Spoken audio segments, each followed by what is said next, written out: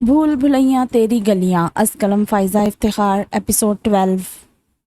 ارے وشما، آپ کہاں جا رہے ہو بیٹا؟ وہ رات کو حسب معمول دونوں بچیوں کو دودھ کا گلاس دینے آئی۔ سوہا تو عادت کے مطابق برے برے منہ بناتی چھوٹے چھوٹے گھونٹ بھرنے لگی، مگر وشما ایک ہی سانس میں سارا گلاس خالی کر گئی، جیسے اسے کہیں جانے یا کسی کام کے کرنے کی جلدی ہو۔ پھر وہ ہتھیلی کی پشت سے اپنا منہ صاف کرتی جلدی جلدی چپل پہننے لگی۔ میں دادی کے کمرے میں جا رہی ہوں۔ وہ تو جلدی سو جاتی ہیں، سو بھی گئی ہوں گی اب تک۔ منزہ کو حیرت بھی ہوئی کہ وشما اور سوہا دونوں ہی نے اس الگ کمرے میں رہنے کی روٹین کو بڑے دل سے قبول کیا تھا، پھر وہ آج سونے کے لیے دادی کے کمرے میں کیوں جا رہی ہے؟ تو پھر میں پپھو کے کمرے میں چلی جاؤں گی۔ پروین بھی رات یہیں رکی تھی، صبح چھٹی کا دن تھا۔ مگر یہاں کیوں نہیں؟ دیکھو نا، پھر آپ ہی اکیلی سوئے گی۔ میں تو آپ ہی کو بھی لے جاتی ہوں، آؤ آپ ہی، بڑا مزہ آئے گا پپھو کے پاس، وہ بڑی اچھی کہانیاں سناتی ہیں۔ حسان بھائی اور احسن بھائی کو بہت سی گیمز بھی آتی ہیں۔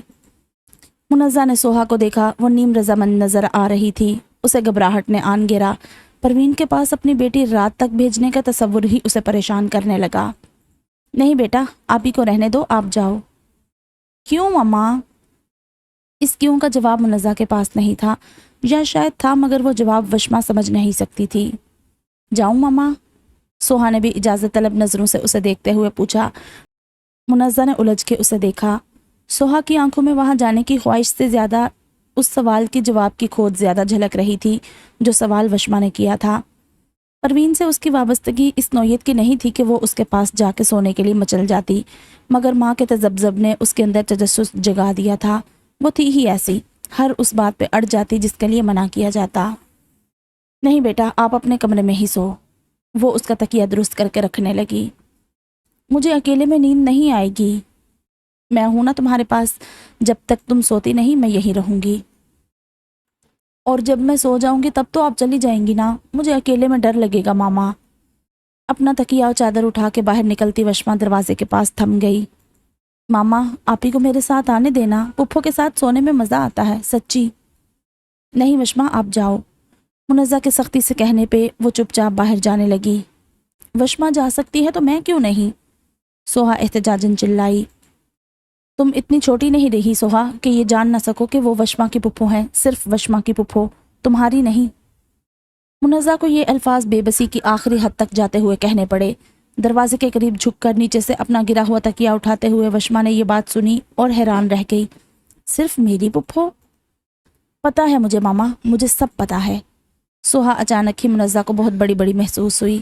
اپنے آنسو صاف کرتے ہوئے سمجھداری سے سر ہلاتے ہوئے وہ 10 برس کی بچی نہیں، 18-19 برس کی باشعور لڑکی لگ رہی تھی۔ مجھے سب پتہ ہے، وہ صرف وشما کی پپھو ہے، میری نہیں، جیسے آپ میری ماما ہیں، صرف میری، وشما کی نہیں۔ سوہا؟ منزہ نے دہل کے اس کے منہ پر ہاتھ رکھا اور گھبرا کے دائیں بائیں دیکھا۔ ایسا نہیں کہتے بیٹا۔ وہ ڈر رہی تھی کہ کوئی سوہا کے یہ خیالات نہ جان لے، خصوصاً نوید مراد۔ 3 سال ہونے کو آئے منزہ کو اس گھر میں، مگر وہ اب تک سوہا اور نوید کے درمیان وہ رشتہ قائم کرنے میں ناکام رہی تھی جو اس کے اور وشما کے درمیان اول روز سے بن چکا تھا۔ پھر بھی وہ اس وقت کی منتظر تھی جب سوہا نوید کو ایک باپ کی حیثیت سے دل سے قبول کر لیتی۔ نوید نے اپنا دل کا راستہ کھلا رکھا تھا، یہ بات اس کے ہر عمل سے ظاہر ہوتی تھی۔ یہی وجہ تھی کہ منزہ اب تک مایوس نہ تھی۔ بس کبھی کبھی سوہا کی حرکتیں اسے خوف زدہ کر دیتی کہ کہیں ان کی وجہ سے نوید کے دل میں میل نہ آ جائے۔ جس بات سے وہ ڈرتی تھی وہ تو نہ ہوئی، مگر یہ بات سنی تو وشما نے، جو شاید اسے پوری طرح سمجھ بھی نہیں پائی تھی، اور یہ آدھی ادھوری سمجھ ہی زیادہ خطرناک تھی۔ تم جو چاہے مرضی کر لو، چاہے گھر جلاؤ، چاہے ساری دنیا، ہمیں اب بچہ نہیں ہو سکتا۔ تم دنیا کے کسی کونے میں بھی چلی جاؤ، اب تمہارا علاج نہیں ہو سکتا، تم کبھی ماں نہیں بن سکتی۔ وہ ایک ایک سیڑھی چڑھتی جا رہی تھی اور اس کا دل مایوسی کی دلدل میں ایک ایک انچ اندر دھنستا جا رہا تھا۔ کبھی بھی نہیں؟ کیا واقعی کبھی نہیں؟ اس نے بے یقینی سے دہرایا۔ اب تک یقین نہیں آ رہا تھا کہ ایسا بھی ہو سکتا ہے، وہ اس طرح بھی ناکام ہو سکتی ہے۔ جعفر نے اس کے عورت پن کو جگایا تھا اور پھر اس نے اس کی نسوانیت کو مجروح بھی کیا تھا، اور اس ہاری ہوئی عورت نے اپنے آپ سے یہ عہد کیا تھا کہ وہ کبھی نہیں ہارے گی، نہ تقدیر سے نہ کسی مرد سے۔ تب سے لے کر اب تک اس نے اپنے سارے پتے بہت ہوشیاری سے کھیلے تھے۔ اپنی عمر کی دوسری لڑکیوں کی طرح اس کے بھی کچھ خواہشات تھی، کچھ خواب تھے، ایک گھر کے، پیار کرنے والے شوہر کے، بچوں کے۔ کچھ لڑکیاں بند کواڑوں کے پیچھے آنکھوں میں یہ خواب سجائے تعبیر کے رنگ اترنے کا انتظار کرتی رہتی ہیں، کچھ تو ان خوابوں پہ پلکوں کی جھالر گرائے انہیں اپنے آپ سے بھی چھپائے رکھتی ہیں، مگر رانی عرف رینا بنت شمع ان عام سی بند کواڑوں کے پیچھے رہنے والی لڑکیوں میں سے نہیں تھی۔ کیا ہوا جو اس کے خواب ان لڑکیوں کے خواب جیسے تھے؟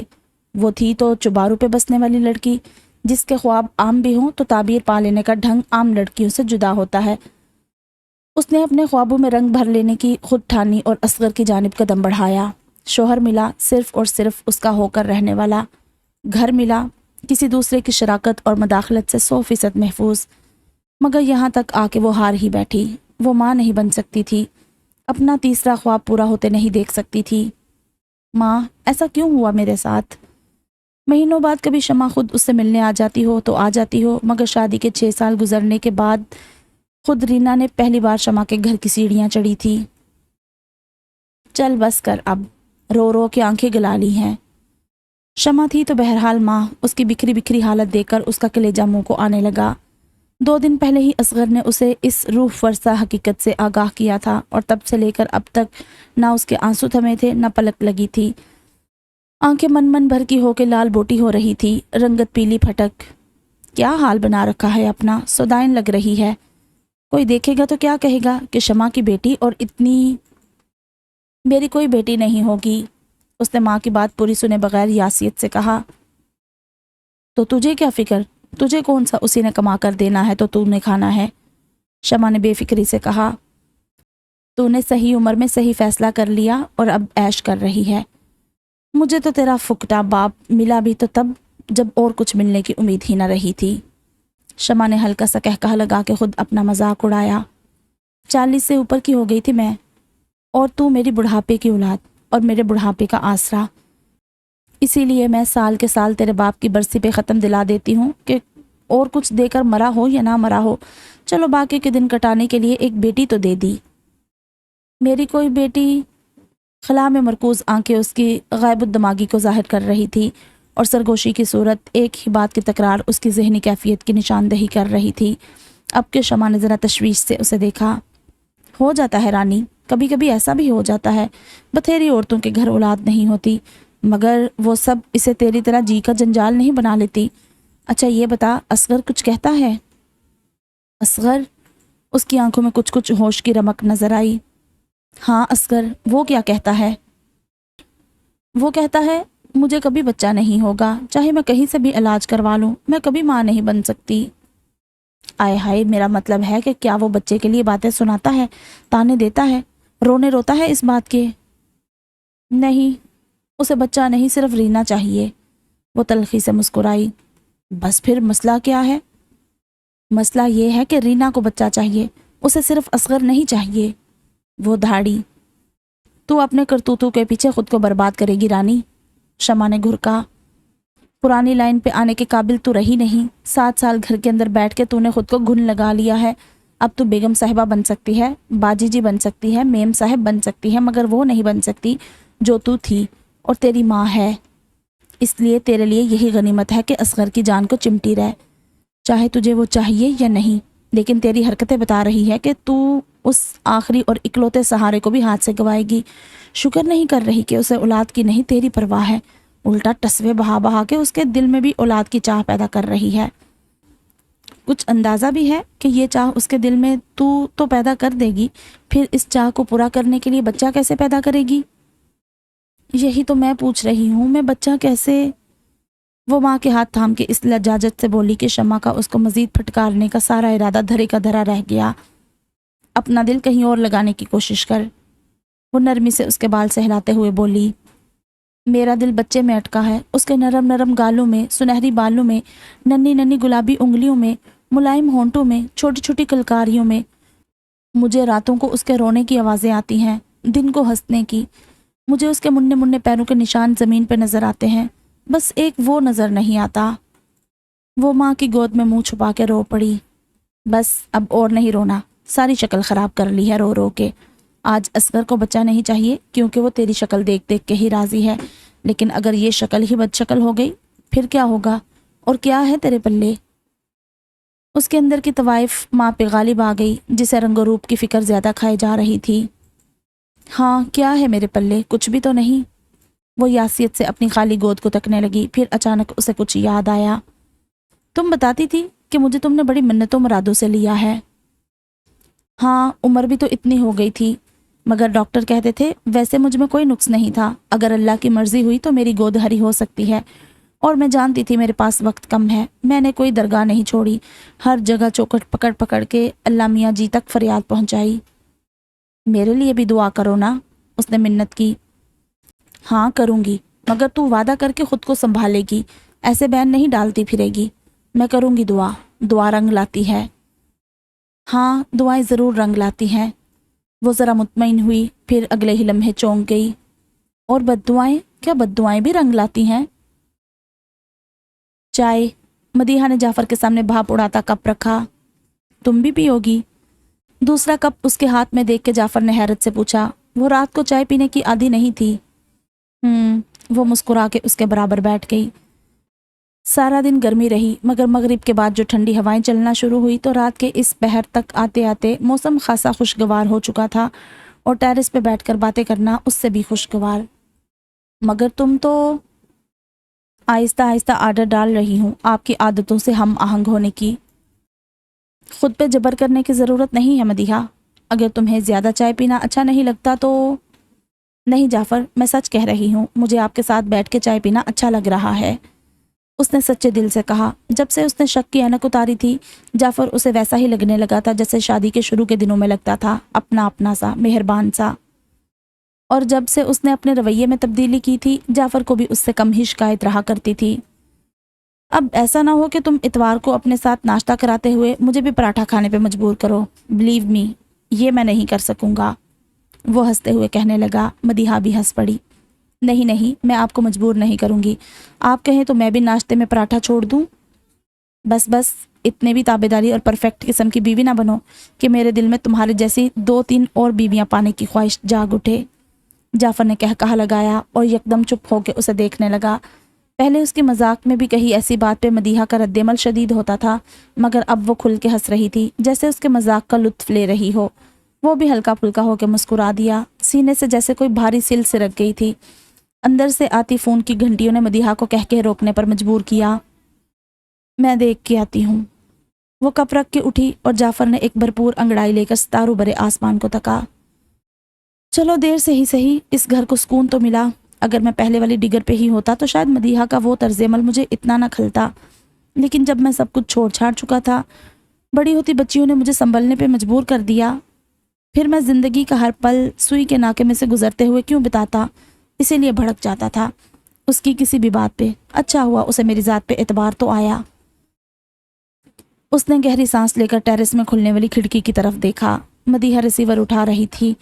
کان سے لگاتے ہی اس کے چہرے پہ مسکراہٹ نمودار ہوئی۔ جعفر بھانپ کیا فون اس کے میکے سے ہوگا، پھر اس نے اگلے ہی پل یہ مسکراہٹ غائب ہوتی دیکھی۔ مدیحہ پریشانی کے عالم میں کچھ کہہ رہی تھی۔ وہ اٹھا اور تیزی سے اندر کی جانب لپکا۔ کیا ہوا ہے مدیحہ، کس کا فون ہے؟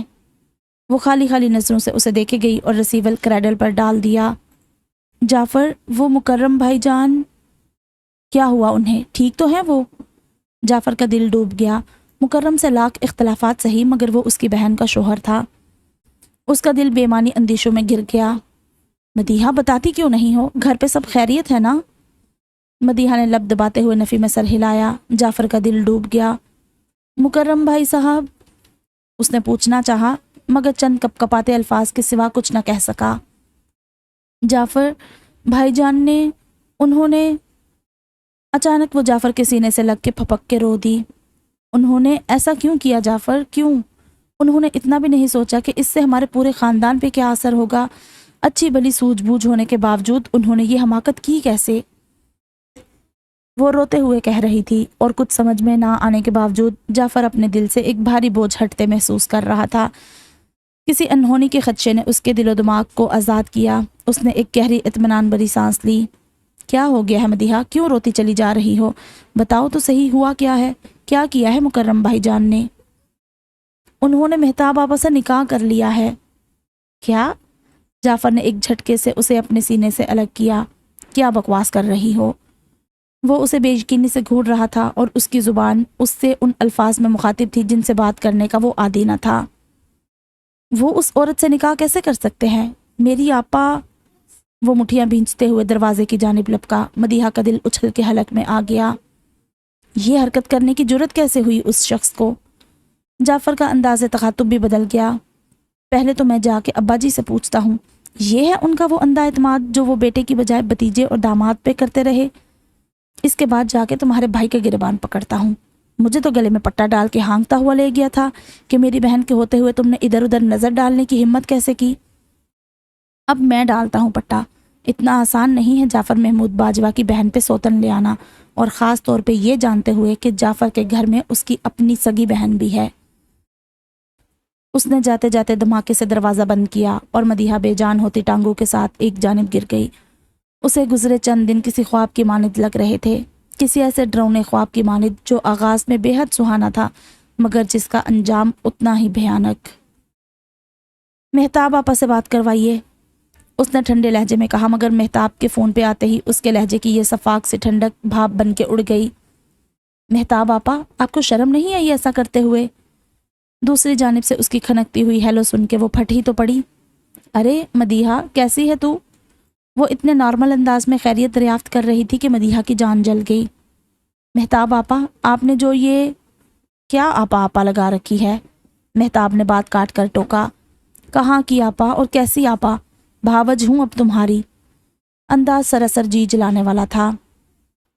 ہر راہ چلنے والی کو میرا بھائی گھر بٹھا لے تو آدھے شہر کی رنڈیاں میری بھابھی نہیں بن جائیں گی۔ وہ بھی چودرائن تھی، اپنے اندر کی کھولن اس نے لفظوں میں گھول کے مہتاب پہ انڈیلی تو وہ بکھلا اٹھی۔ زبان سنبھال کے مدیحہ، نہ میں کوئی راہ چلتی ہوں کہ تیرے بھائی نے دل بہلانے کے لیے مجھے گھر لا رکھا ہے۔ نکاح کیا ہے اس نے میرے ساتھ، اور بھائی ایسے ہی تو نکاح پہ مانا نہیں ہوگا۔ نہ تمہاری شکل نہیں ہے اس کے لیے، نہ کرتوت۔ ایسا ہی شروع سے تمہارے عشق میں پاگل ہوتا تو کب کی شادی کر چکا ہوتا تمہارے ساتھ۔ یہ تو مختار بھائی جان سے طلاق کے بعد تم نے جو ہاتھ پیر مارے ہیں دوبارہ گھر بسانے کے لیے، اسی کا نتیجہ ہے یہ۔ ہاں تو کیا ہوا؟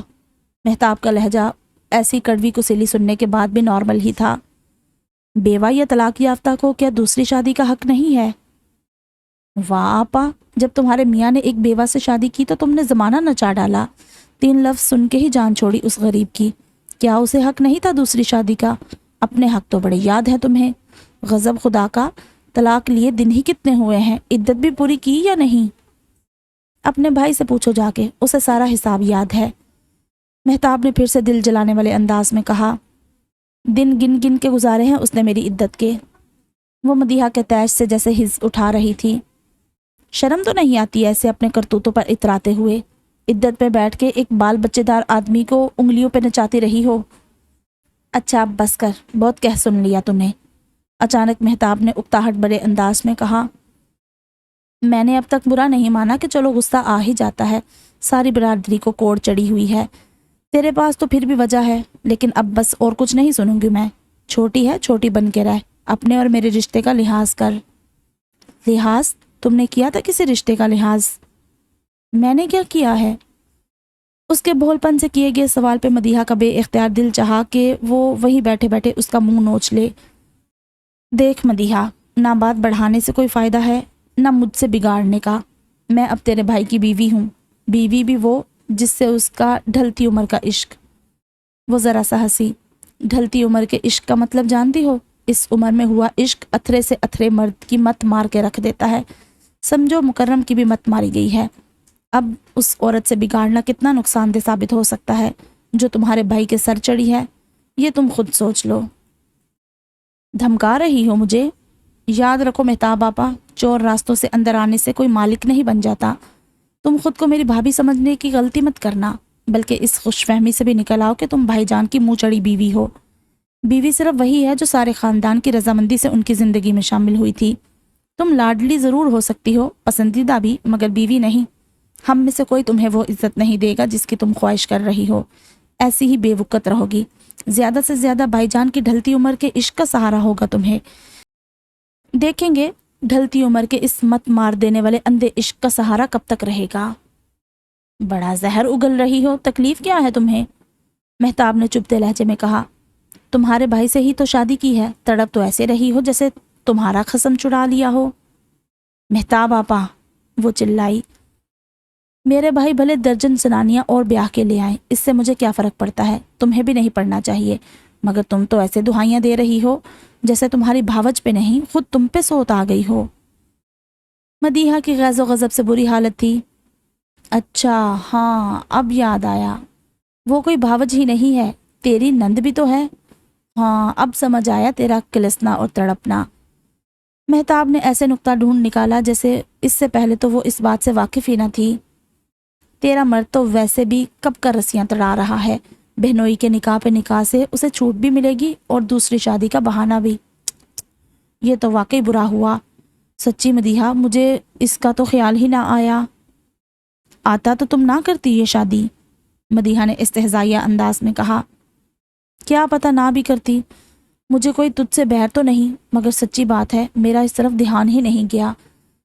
بس دعا کر تیرے مرد کا دھیان ہی نہ جائے، ویسے وہ ایسا لگتا تو نہیں جو پہلے ہی یہاں وہاں منہ مارنے کا عادی ہو، اس سے ایسی امید کیا رکھنی۔ ابھی بھی تو غصہ دکھا رہی ہے مجھے، مگر وہ اندر سے میرا احسان مند ہو رہا ہوگا۔ اوپر سے بہن سے ہمدردی دکھائے گا، اندر اندر اپنا الو سیدھا کرے گا، بہنوئی کو مزہ چکھانے کے لیے اس کی بہن پہ سوت لائے گا۔ بس کرو مہتاب آپا، جعفر ایسے نہیں ہے۔ مکرم ایسا تھا؟ مہتاب کا سوال اسے سن کر گیا۔ مختار بھی ایسا نہیں تھا۔ مہتاب کا نکیلا لہجہ ذرا مدھم ہوا۔ کوئی بھی ایسا ہوتا نہیں ہے مدیحہ، مگر ہو جاتا ہے۔ میں نے تجھے کہا تھا نا کہ یہ مرد کی ذات ہوتی ہی بڑی ڈیش ہے۔ اس کی زبان سے ایک گالی نکلی اور مدیحہ نے ڈھیلے بے جان ہاتھوں سے ریسیور رکھ دیا۔ مکرم ایسا تھا؟ مہتاب کا سوال اس کے ارد گرد باز گشت کی طرح گونج رہا تھا۔ اس کی نظروں کے سامنے اپنے بھائی کے شب و روز گھومنے لگے، ایک سیدھی سادی سپاٹ زندگی گزارنے والا، اپنے کام سے کام رکھنے والا، بس زمین، فصل، جائیداد، زندگی کی ہر رعنائی، خصوصاً صنف نازک سے کوسوں دور، شادی شدہ زندگی کے 16-17 سال ایسے ہی گزار دینے والا، اس کا خشک مزاج اور خاندانی آن بان پہ جان دینے والا بھائی اگر ہر مصلحت سے بے نیاز ہو کے ایسا قدم اٹھا سکتا تھا تو جعفر تو وہ شوہر تھا جس سے شادی کے ان گزرے تمام سالوں میں وہ ہمیشہ خائف ہی رہی۔ ہر وقت اس کے راستہ بدل جانے کا خوف دل و دماغ پہ طاری رہتا تھا۔ اس کی رنگین مزاجی، اس کی حسن پرستی اس کا دل دہلائے رہتی۔ اب اگر اس کو اپنا گھر طوفان کی زد میں آتا نظر آ رہا تھا تو کچھ ایسا غلط بھی نہ تھا، اور مہتاب نے جو کہا تھا وہ بھی غلط نہ تھا۔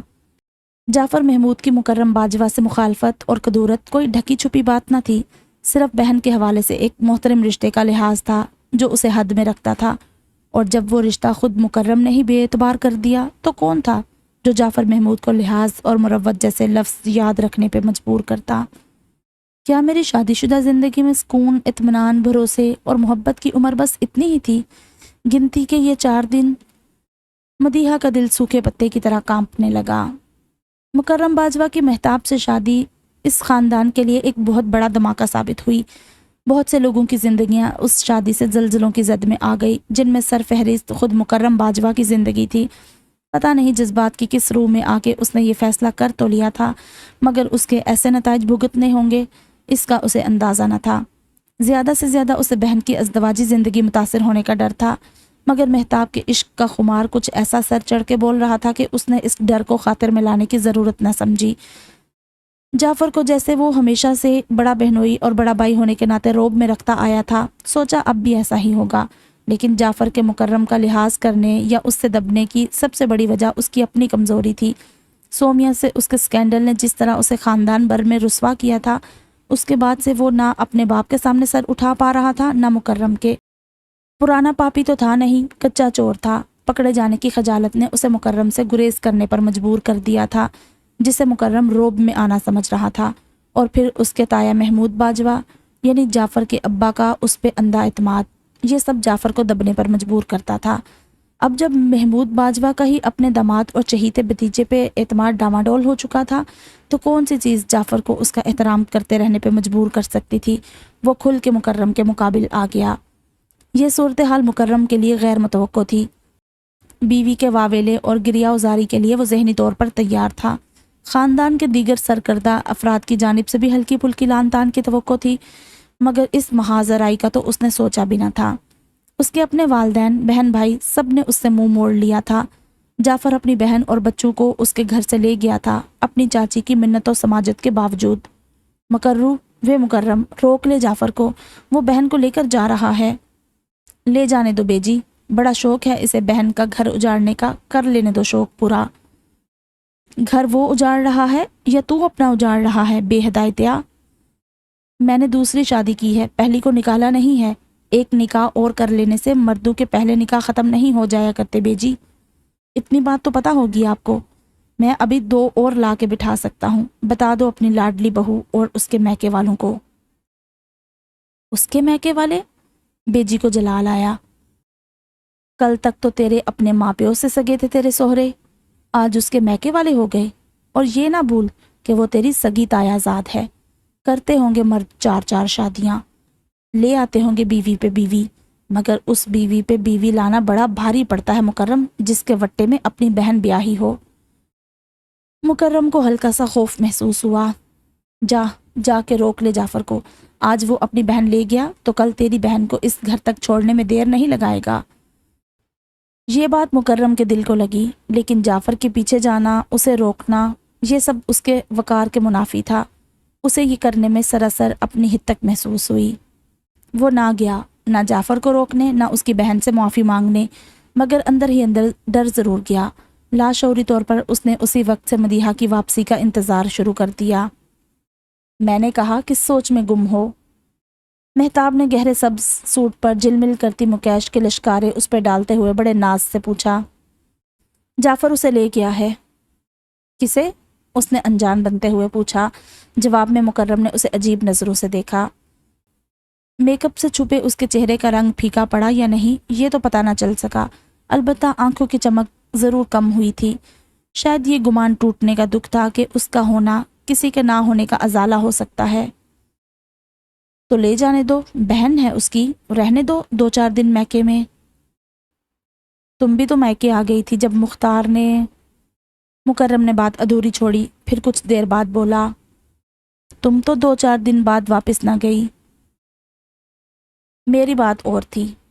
वो गड़बड़ा गई, फिर मुस्कुरा के बात संभाली। बल्कि मेरी क्या, तुम्हारी बात और है। वो मुख्तार था, ये तुम हो। तुम्हें छोड़ने वाली औरत नाशुक्री होगी। वो बच्चे भी साथ ले गई है। आ जाएंगे, औलाद है तुम्हारी। वो उसके कलफ लगे खद्दर के कुर्ते पे लगे सोने के बटन से खेलने लगी। परे हट। मुकर्रम ने उकताकर उसका हाथ झटका और उठ खड़ा हुआ। मेहताब के तन बदन में आग लग गई। तो ना करते मुझसे शादी, अगर इतनी फिक्र थी बीवी बच्चों की। पता नहीं था कि ये सब होगा। नहीं पता था। पता होता तो ना करते शादी। हाँ, ना करता। मुकर्रम के लहजे में पछतावे हुक रहे थे। मेहताब बिस्तर पे ऊंधी गिर के रोने लगी। मेरी तो किस्मत ही खराब है। एक ने मुझे छोड़कर दूसरी से शादी की, दूसरे ने पहली छोड़ के मेरे साथ शादी की, मगर ना वो मेरा बना ना ये मेरा बना। उसे दूसरी प्यारी थी, इसे पहली प्यारी है। ना मैं गृहस्थन बन के सुख पा सकी, ना सोतन बन के। हाय मेरे नसीब। मुकर्रम को कोफ्त होने लगी। बस कर मेहताब, क्या नहूसत फैला रही है। उसे ऐसा लगा जैसे मुकर्रम नहीं मुख्तार उससे मुखातिब हो। अब उसे सचमुच अपने नसीब खोटे होने का यकीन होने लगा। जब मुख्तार ने उसके ऊपर सोकन ला बिठाई तो उसका रुआं रुआं तौहीन से सुलग उठा था। वो उसके सामने उसके मुंह में नवाले बना बना के डालता, उसके आगे पीछे फिरता, उसके एक एक सिंगार पे वारी सदके जाता, उसके माथे के एक बल पे वो हर किसी से लड़ने मरने पर तैयार हो जाता। और मेहताब हैरत से सोचती रह जाती, ये वही मुख्तार है जिसने 15 साल की दुल्हन को भी इतनी मीठी नज़र से नहीं देखा था। जवानी में निखार तो मुझ में भी बहुत था। ये 34 साल की गिट्ठे जिस्म वाली मेरे आगे क्या चीज़ थी।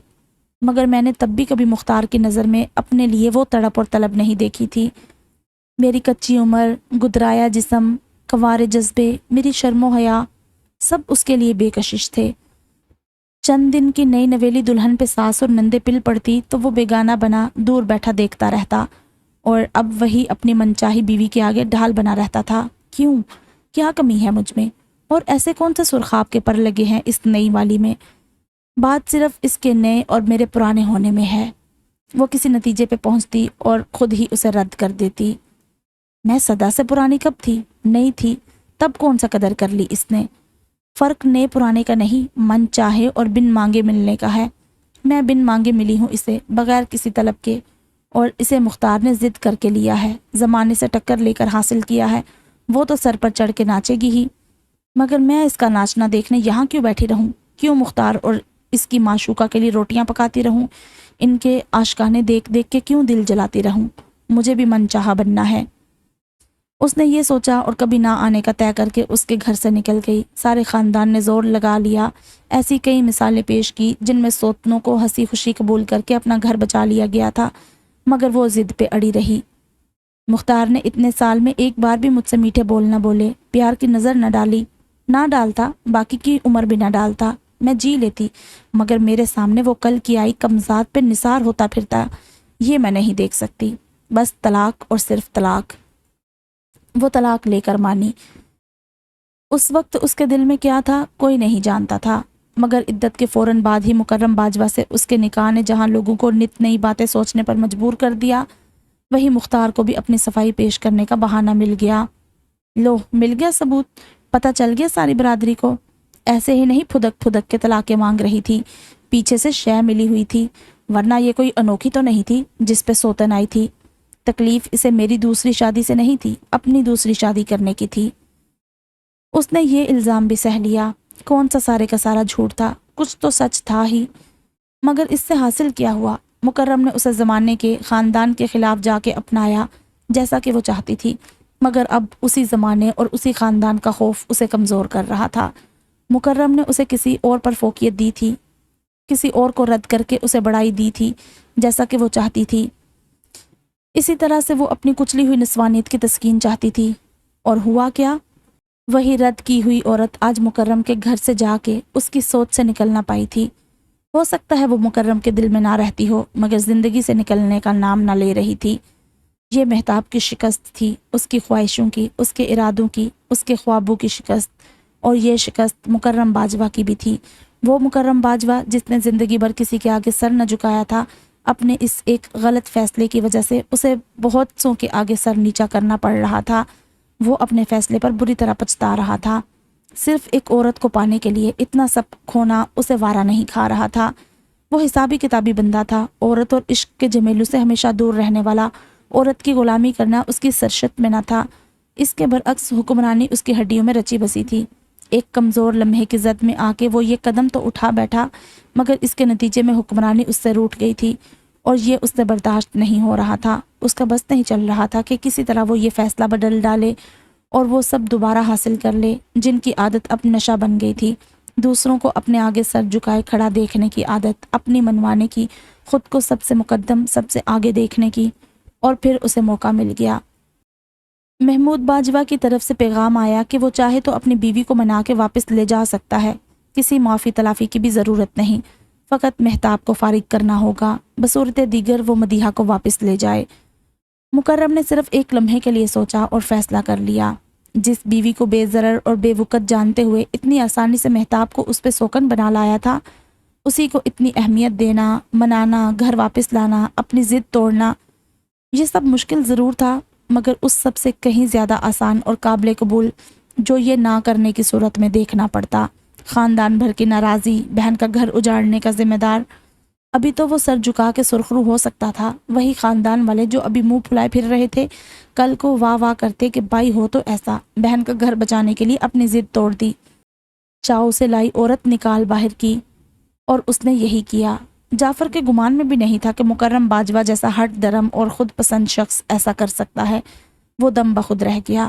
ابھی وہ اس معاملے کو طول دینا چاہتا تھا۔ ابا جی، میں نے آپ سے کہا بھی تھا کہ اس معاملے کو مجھے اپنے طور پر ہینڈل کرنے دیں، وہ تل ملاتے ہوئے محمود باجوہ سے کہہ رہا تھا۔ انہوں نے ایک بھرپور جتانے والی نظر اس پر ڈالی، اس کی تل ملاہٹ ہاتھ سے کچھ گنوا دینے والوں جیسی تھی۔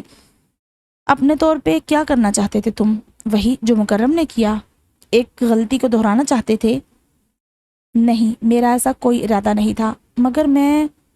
بکواس مت کرو، وہ گرجے۔ باپ ہوں تمہارا، تمہاری رگ رگ سے واقف ہوں۔ بہن کی زندگی اجڑنے سے بچانے کی بجائے اپنا الو سیدھا کرنے کی فکر میں تھے۔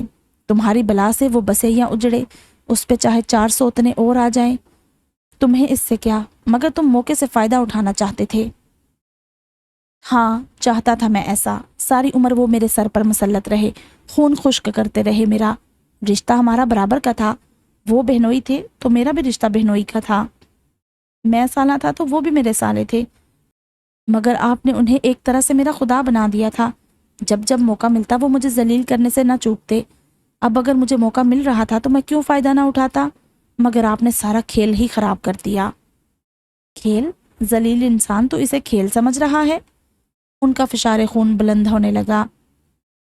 اسے کچھ نہ کہیے گا آپ، سارا زور مجھ پہ ہی آزما لے۔ آج وہ بھی سارے لحاظ بلائے طاق رکھ کے آیا تھا۔ کھیل تو اس نے سمجھا ہوا ہے، جب چاہا بیوی لے آیا، جب چاہا نکال کے پہلے والی کے آگے گھٹنے ٹیک دیے۔ میں یہ غلطی معاف نہیں کروں گا۔ کیوں؟ اس نے معاف نہیں کی تھی، تو بھی تو اس کی بہن کے ہوتے ہوئے حرام کاریاں کرتا رہا ہے۔ اس نے معاف کیا تھا تو تجھے کیا تکلیف ہے؟ وہ تو پھر بھی گھٹنے ٹیک رہا ہے، اپنی غلطی مان بھی رہا ہے۔ تو نے تو نہ غلطی کو غلطی مانا تھا، نہ ہی شرم کھائی تھی، الٹا اکڑ دکھا رہا تھا۔ ابھی بھی آپ کی نظر میں وہ اچھے ہیں۔ جعفر کو صحیح معنوں میں دکھ ہوا۔ مجھے اپنی اولاد سے آگے کوئی نہیں جعفر پتر۔ محمود باجوہ کا لہجہ اور تیور دونوں دھیمے پڑے۔ اس کے شانے پہ ہاتھ رکھ کے وہ نرمی سے کہنے لگے، پتر ایسے معاملے گرمی دکھانے سے نہیں، عقل استعمال کرنے سے سلجھتے ہیں۔ خون کا رشتہ بھی ہے ہمارا، کوئی صرف ساگے داری نہیں ہے۔ نسلوں تک کرواہٹ چلتی ہے ایسے غلط فیصلوں کی۔ میں نے مدیحہ کی صرف دھمکی دی تھی، ورنہ میرا ایسا کوئی ارادہ نہیں تھا، اور میں جانتا تھا کہ مکرم اگر میرے بھائی کی حق حلال کی اولاد ہے تو اس دھمکی سے ڈر جائے گا۔ اتنا دید لحاظ تو ہوگا اس کے دل میں بہن کے لیے۔ ابا جی، میں نے بھی صرف دھمکی دی تھی، خدا گواہ ہے کہ میری مدیحہ کو استعمال کرنے کی نیت نہیں تھی۔ میں صرف مکرم بھائی صاحب کو کچھ اور… وہ کہتے کہتے چپ ہو گیا۔ ستانا چاہتا تھا۔ محمود باجوہ نے مسکرا کے بات مکمل کی، مرد ذات ہے وہ، کیا پتا اس پہ اثر ہوتا یا نہیں، البتہ مدیحہ پہ اثر ہوتا۔ کتنا دکھ ہوتا اسے یہ جان کر کہ تو اسے داؤ پہ لگا رہا ہے۔ ابھی تو جو کیا ہے میں نے اپنے نام سے کیا ہے، میں ہی برا بنا ہوں بہو کی نظر میں، اگر تم کرتے تو برے بنتے بیوی کی نظر میں بھی، بچیوں کی نظر میں بھی۔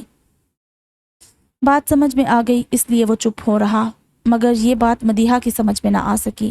اس کے دل میں بدگمانی اور عدم تحفظ کا احساس اور توانا ہو گیا۔ پہلے تو صرف جعفر سے بدگمانی تھی، اب اپنے ہی بھائی کے اٹھائے قدم نے اس کے دل میں مرد ذات کے لیے شک اور عداوت کا بیج بو دیا۔ وہ جو کچھ دن قبل ہی اپنے اندر سے شکوک و شبہات کے سارے دبے دو دینے کے بعد خود کو ہلکا پھلکا محسوس کرتے ہوئے جعفر کی رفاقت کے مزے لے رہی تھی، پھر سے اپنے خول میں سمٹ گئی۔ جب مکرم بھائی جان بہک سکتے ہیں تو ہر کوئی بہک سکتا ہے، اور جعفر جیسا مرد تو کبھی بھی۔ اب مجھے اس سے نہ کوئی گمان رکھنا چاہیے، نہ توقع، نہ امید، نہ ہی محتاط رہنے کا کوئی فائدہ ہے۔ میں کتنے بھی بند باندھ لوں، محبت کے، وفا کے، پہرے کے، احتیاط کے، چاہے قید بھی کر کے رکھ لوں، یہ طے ہے کہ مرد کی ذات کبھی کسی ایک کی ہو کے نہیں رہتی۔ پھر کیا فائدہ ساری عمر اسے سنبھال کے رکھنے کی، فکر میں ہلکان ہونے کا۔ جاؤ جعفر محمود، آزاد ہو تم، جو چاہو کرو، مجھے اب تمہیں کھونے کا خوف نہیں، کیونکہ میں نے تمہیں پانے کی طلب ترک کر دی ہے۔ اس نے اپنی بچیوں کی جانب دیکھتے ہوئے سوچا، بڑھتی عمر کی بچیاں، ایک اور مدیحہ، ایک اور مہتاب بننے کے لیے تیار ہوتی بچیاں۔ منزہ نی منزہ، شمشاد کی پاٹدار آواز پورے گھر میں گونج رہی تھی۔ اس نے جلدی سے سوہا کی چٹیا میں آخری بل ڈال کے ربڑ بینڈ چڑھایا اور باہر لپکی۔ جی اماں جی۔ وشما کا ناشتہ تیار ہے؟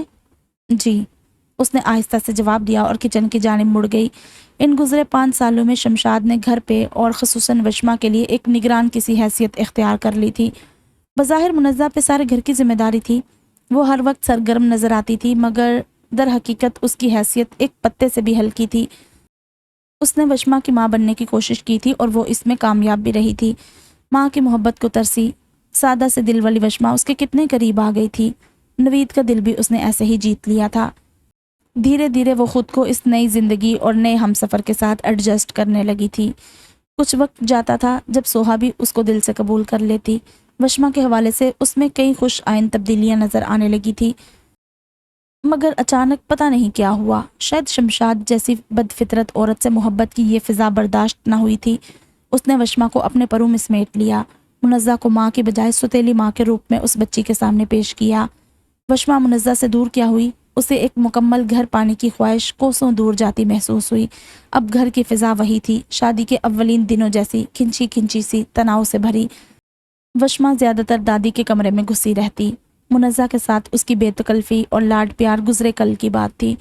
سوہا کے ساتھ اس کی بڑھتی انسیت اور اپنائیت خواب لگنے لگی تھی۔ دونوں میں ایک تکلف مانے رہتا، جو 9 سال کی وشما کی حد تک تو پھر بھی تکلف ہی تھا، مگر 12 سالہ سوہا کے طرز عمل سے کدورت بن کے جھلکتا تھا۔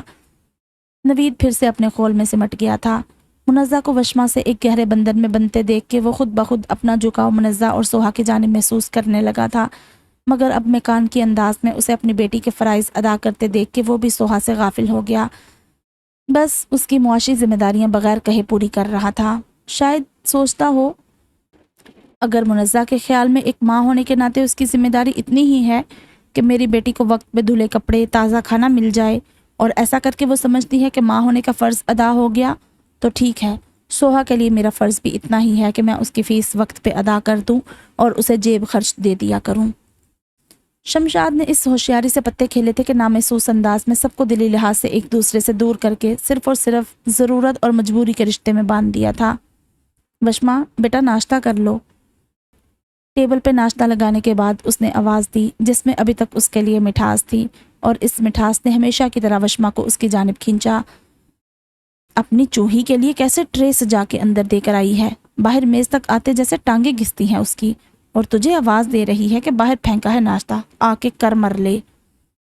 شمشاد کے تنفر میں ڈوبی آواز نے وشما کے قدم روک دیے۔ وہ تذبذب کے عالم میں کھڑی رہ گئی۔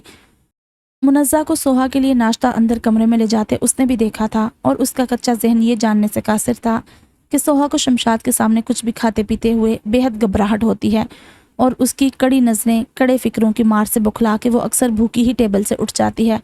منزہ کو اس کا خالی پیٹ اسکول جانا گوارا نہیں تھا، اس لیے اب وہ اس کو ناشتہ کمرے میں ہی دینے لگی تھی۔ ٹھہر، رک جا۔ شمشاد کی آواز پہ اس کے باہر کی طرف بڑھتے قدم تھم گئے۔ وہ کہیں کی نوابزادی ہے جو اندر پلنگ پہ بیٹھ کے پراٹھے ڈھوسے گی؟ سارا چنگا چھوکا تو وہ ہڑپ کر جاتی ہے چھپ چھپ کے، اور تو کیا گئی گزری ہے جو چل کے باہر تک جائے گی؟ ادھر آ میری رانی، میں اپنی لاڈو کے منہ میں خود نوالے ڈالوں گی۔ کیا ہوا جو تیری ماں نہیں ہے؟ دادی تو ہے نا، میں منگواتی ہوں تیرے لیے ناشتہ۔ میری رانی کیا کسی سے کم ہے؟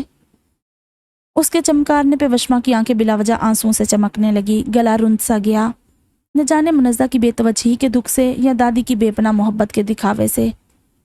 لے، اس میں رونے کی کیا بات ہے؟ بتا کیا کھانا ہے، میں ابھی بنواتی ہوں، اور یہاں منگوا کے۔ نہیں، میں نہیں، تو خود جا اور جا کے کہہ میرا ناشتہ دادی کے کمرے میں لے کر آ۔ جا شاباش، جا کے کہہ۔ دادی، وہ منمنائی۔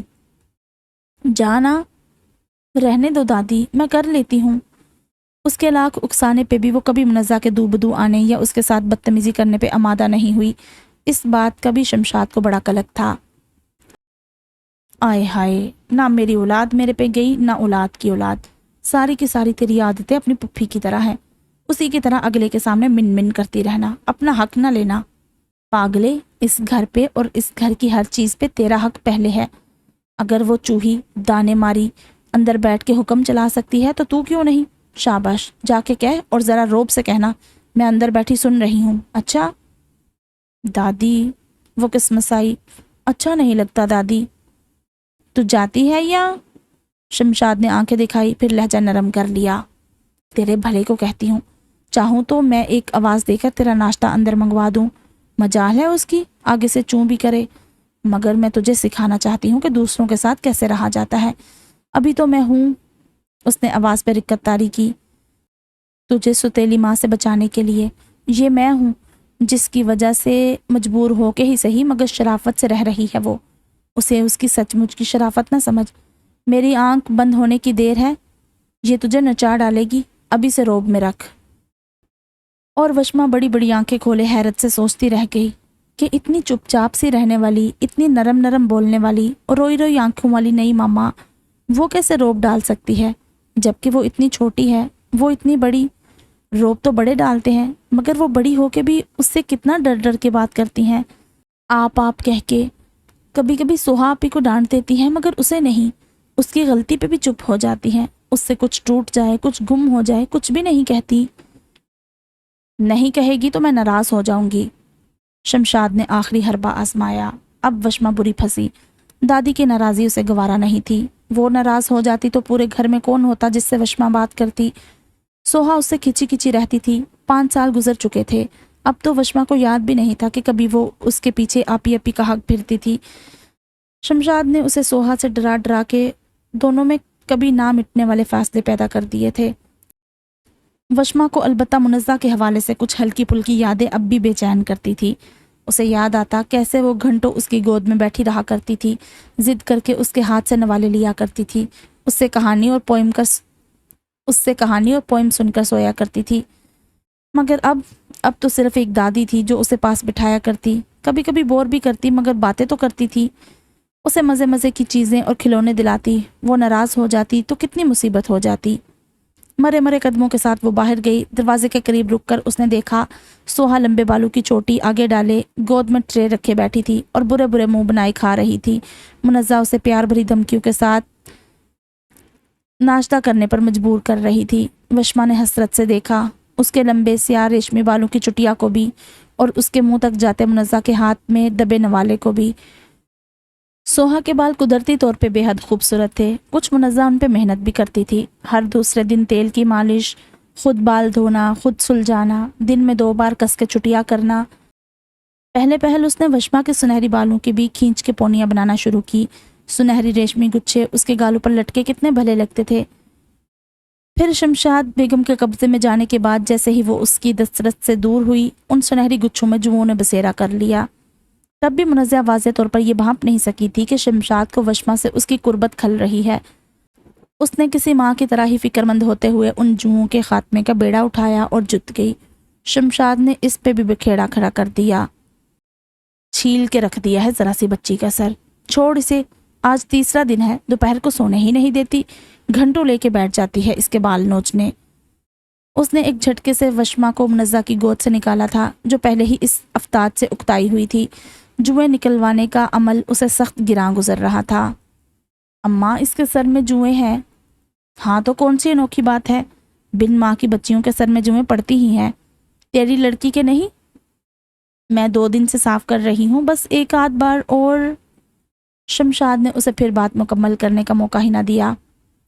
रहने दे, अपने पास रख अपनी हमदर्दियाँ। इतना ख्याल पहले रखती तो इसकी नौबत ही ना आती। जा तो अपनी सगी के चोंचले देख, इसके लिए इसकी दादी काफ़ी है। और दादी को जुओं से निपटने का एक ही तरीका समझ में आया। उसने वशमा का सर मुंडवा दिया। फिर बाल निकले, फिर जुएं बसेरा जमाने आई, फिर मुंडवा दिया। ये शुगल तब तक जारी रहा जब तक वो 7 साल की नहीं हो गई और परवीन ने हाथ जोड़ के माँ से इल्तिजा की, कैसी प्यारी शक्ल है और आप दोले शाह की चूही बना के रख देती हैं। स्कूल जाती है वो, बड़ी हो रही है, लोग मजाक उड़ाते होंगे। खुदा के लिए अब इसका सर मुंडवाना बंद करें। यूं ये सिलसिला बंद हो गया। मगर 2 सालों में बाल इतने बढ़ने भी ना दिए थे शमशाद ने कि 2 पोनियाँ ये चोटी के अरमान पूरे कर सकती, रंग बिरंगे क्लिप और रिबन लगाने के शौक पूरे कर सकती। ज़्यादा से ज़्यादा बस सोहा के लंबे बाल देख के अपने सर पे हाथ फेर के रह जाती, जैसे इस वक्त कर रही थी। क्या बात है बेटा, कुछ चाहिए? मुनज़्ज़ा ने नरमी से पूछा। उसके लहजे की नरमी दादी के पढ़ाए सबक भुलाने लगी। वो नाश्ता नहीं किया अभी? उसने नफ़ी में सर हिलाया। पसंद नहीं आया, कुछ और खाना है? नहीं, वो ठीक है। तो बेटा जाओ नाश्ता करो, स्कूल से देर हो जाएगी। अभी आपने यूनिफॉर्म भी नहीं पहना। मैं वहाँ बैठ के नाश्ता नहीं करूँगी। बहुत मुश्किल से उसके मुंह से निकला। क्यों, क्या हुआ? कमरे में, उसने कहना चाहा मगर अल्फाज खो गए। मुनज़्ज़ा को जैसे तरस आ गया। वो उठी और उसका सर सहलाते हुए बोली, चलो आप, मैं नाश्ता अंदर लगा देती हूँ। वशमा ने माजरत ख्वाना नज़रों से उसे देखा, जैसे इस बेजा मुतालबे पे शर्मिंदा हो और अपनी बेबसी जाहिर करना चाह रही हो। क्यों, बाहर क्या तकलीफ़ है इसे? सोहा ने जहरखंद लहजे में कहा। वशमा खाइफ होकर मुनज़्ज़ा के ज़रा सा पीछे हो गई। नौकर समझ रखा है मेरी मामा को, यहाँ नाश्ता लगाओ, वहाँ नाश्ता लगाओ, ये करो, वो करो। सोहा, मुनज़्ज़ा ने उसे सख्ती से घूरा। वो पाँव पटक के उठ खड़ी हुई। नाश्ता करो खामोशी से। मुझे नहीं करना। मुनज़्ज़ा उस वक्त उसकी मिन्नत समाजत करके नाश्ता कराने पर तैयार नहीं थी। उसे वशमा का नाश्ता अंदर पहुंचाना था, इसलिए उजलत में बाहर चली गई। जाओ तुम भी दफ़ा हो जाओ। वशमा की खामोशी से सोहा को खूब शय मिलती थी। अकेले में वो ऐसे ही उसे धमका के उसकी फक रंगत का मजा लिया करती थी। वशमा सिटपटा के उल्टे कदमों पलटी। अब महारानी नाश्ता करेंगी, फिर यूनिफॉर्म पहना जाएगा। इसकी वजह से रोज मुझे भी देर हो जाती है। इसे छोटा समझ के क्लास में जाने देते हैं और पनिशमेंट मुझे मिलती है। उसे बाहर निकलते निकलते सोहा की बड़बड़ाहट सुनाई दी और कम उम्र के बावजूद उसने इंसाफ पसंदी से सोचा, ठीक ही तो कह रही है, देर मुझे होती है, सज़ा आप ही को मिलती है। क्या करूं, जल्दी जल्दी तैयार हुआ नहीं जाता और अब भी नाश्ता इतनी देर। साथ ही उसे फिर से ख्याल आया कि उसने दादी की वजह से अभी अभी नई मामा के साथ क्या हरकत की है। कितनी बुरी बात है, वो क्या सोचेंगी, ये दादी भी ना बस। उसने बेदिली से नाश्ते के नाम पे चंद नवाले लिए। शमशाद बेगम फतामंदी के एहसास से मगलूब मुस्कुराती रही। उसे एहसास तक ना हुआ कि वशमा खाली पेट उठ गई है। असगर, मुझे 25,000 रुपये चाहिए। शॉपिंग का मूड है? असगर ने मुस्कुराते हुए दराज खोली। पुरानी जून में रहती रीना उसे वारे खाती थी। चाहे हफ्ते में लाखों बेकार की शॉपिंग में उड़ा दे, चाहे सारी सारी दोपहर जिम खाना में कार्ड्स खेलते गुजार दे, चाहे सारी शाम सहेलियों के साथ पार्टी में बिता दे, चाहे शमीम पे चीखती चिल्लाती रहे, कम से कम इस तरह वो नॉर्मल तो रहती थी। और वो खुश था कि रीना पिछले कुछ अरसे से नॉर्मल थी। बच्चे के लिए दीवानगी का दौरा उसे काफ़ी महीनों से नहीं पड़ा था। और चाहिए तो बता दो। 25,000 उसे थमाते हुए असगर ने फियाजी से पूछा। नहीं, मेरा ख्याल है काम बन जाएगा। ओए होए, मेरी रानी के काम अब सिर्फ 25,000 में बनने लगे। वो हंसा। तुम्हारी रानी अभी इतनी बेमोल नहीं हुई। वो नाज से मुस्कुराई। ये 25,000 दरअसल बेगम नियाज के लिए हैं। कौन बेगम नियाज? है एक सोशल वर्कर, बेसहारा बच्चों के लिए दारुल अमान भी बनाया है उसने। ओए, ये शौक कब से पड़ा है तुझे? चलो अच्छा है, अगले साल इलाके के काउंसलर के लिए इलेक्शन में खड़ा करवा दूंगा, फिर उसके बाद नाजिम, फिर। वो लंबी प्लानिंग करने लगा। रीना ने उकताकर उसे टोक दिया। मुझे ना सियासत में आने का शौक है, न फजूल लोगों को डोनेशन देने का। मुझे तो सिर्फ एक बच्चा चाहिए। असगर की मुस्कुराहट गायब हुई। बच्चा? यतीम खाने से? हाँ, और क्या वाइट हाउस से लाऊंगी? वो जल के बोली। पिछला तजर्बा याद नहीं है क्या? उसने याद दिलाना चाहा। याद है, रीना ने सर झटका। फिर भी? हाँ फिर भी। उसने फैसला कुन अंदाज में असगर की आंखों में आंखें डाली। देखो रीना, ये कोई मजाक नहीं है। पहले भी तुम यतीम खाने से बच्चा लाई थी। कितना वक्त और पैसा बर्बाद हुआ था। वक्त और पैसे पे मट्टी डालो, मगर तुम्हारी हालत कितनी ख़राब हुई थी। कितना अरसा लग गया था इलाज में। और फिर 6 महीने बाद जब बच्चा दोबारा यतीम खाने वापस करने गए तो उन लोगों की बातें सुनी, सो अलग। वो था ही कोई डैश। रीना ने मुंह ही मुंह में बड़बड़ाते हुए जुमला मुकम्मल किया। शायद मेरी किसी दुश्मन की औलाद थी। सदीका वगैरह के पास ठीक रहता था। तुम गोद में लेते तब भी कोई मसला नहीं होता था। चुड़ैल के पास भी मज़े से लेटा रहता, जिसकी शक्ल देख के ही बच्चे डर जाएं। पता नहीं मेरे हाथ लगाते ही कौन से कांटे चुभते थे उसे। रीना ने बेजारी से सर झटका। अब 1.5-2 साल गुजरने के बाद उसे ये बात बस इतनी ही चुभ रही थी कि वो सर झटक के रह गई। मगर उन दिनों सर से पैर तक सुलग जाया करती थी चंद माह के बच्चे की इस हरकत पे। पता नहीं उसे रीना से क्या चिढ़ थी। उसकी शक्ल देखते ही वो चीख मारता और जो रोता तो चुप होने का नाम न लेता। तावक्ती का रीना सामने से हट न जाती। वो सोते में भी उसे प्यार से गोद में लेती तो वो बुरी तरह एहतजाज करता, चिल्ला उठता। बथेरे टोटके आजमाए, डॉक्टरों, नफ्सियात दानों को दिखाया, मगर नतीजा वही धाक के 3 पात। बच्चा चंद महीने में सूख के कांटा हो गया। रीना को भी जिद सी हो गई थी उससे। असगर ने काफ़ी समझाया कि वो वक्त का इंतज़ार करे, फ़िलहाल बच्चे से दूर रहे, रफ्ता रफ्ता वो मानूस हो ही जाएगा। मगर रीना की ममता बच्चे के इस अजीब व गरीब तर्ज अमल से कुछ और भड़क उठती थी। उससे ये बात बर्दाश्त नहीं हो रही थी कि जिस बच्चे को वो असगर की मुखालफत के बावजूद ज़िद करके सिर्फ़ और सिर्फ अपने लिए इस घर में लाई है, वो बालिश्त भर बच्चा सिर्फ़ और सिर्फ उसी से बेजारी दिखाए, उसी से दूर रहे, चाहे घर की नौकरानियों के पास रहे। रीना पे फिर से दीवानगी के दौरे पड़ने लगे। जिस बच्चे पे ममता के ख़जाने लुटाने के उसने इरादे बांध रखे थे, उसके लिए ही उसके मुंह से मुग़लज़ात का तूफ़ान बहता रहता। एक वक्त तो वो आया कि इधर बच्चा रीना को देख के रोना शुरू करता, उधर रीना उसे मारने के लिए लपकती। सदीका बेचारी ज़रा से बलूंगड़े को लपेट कर छुपाती, पूरे घर में दौड़ती फिरती। इस सारी सूरत हाल से घबरा कर असगर ने यही मुनासिब समझा कि बच्चा जहाँ से आया है वहीं भिजवा दिया जाए। अगरचे इस पे भी रीना ने काफ़ी हंगामा खड़ा किया। बच्चे के जाने के बाद भी उसे दौरे पड़ते रहे। उसके बाद उसकी जहनी हालत ठीक हुई तो असगर ने यह देखकर शुक्र अदा किया कि वो बच्चे की ख्वाहिश को जैसे भूल ही चुकी है। उसने यही समझा कि इस तजर्बे, बल्कि तल्ख तजर्बे के बाद उसने तौबा कर ली होगी किसी पराए बच्चे को लाकर पालने से। मगर अब वो सामने बैठी एक बार फिर उसी गलती को दोहराने का इजहार कर रही थी। नहीं रीना, इस बार नहीं, बहुत हो गया। पहले ही कम तूफान नहीं खड़ा हुआ था। वो बहुत कम उसके सामने खुल के मुखालफत करता था, मगर अब कर रहा था कि यही वक्त की ज़रूरत थी। वो तो था ही कोई गंदा खून, खबीस की औलाद, ज़रूरी तो नहीं कि सारे के सारे वैसे हों। वो मचल के बोली, समझा करो रीना, पराई औलाद पालना मुश्किल है। तुमने देखा तो था, ज़रा सा बच्चा मगर अपनी माँ की गोद और गैर की गोद पहचानता है। ऐसी बात नहीं है, मैंने कहा ना कि वो था ही उल्टे दिमाग का, वरना क्या वहाँ यतीम खाने में वो माँ की गोद में पल रहा था।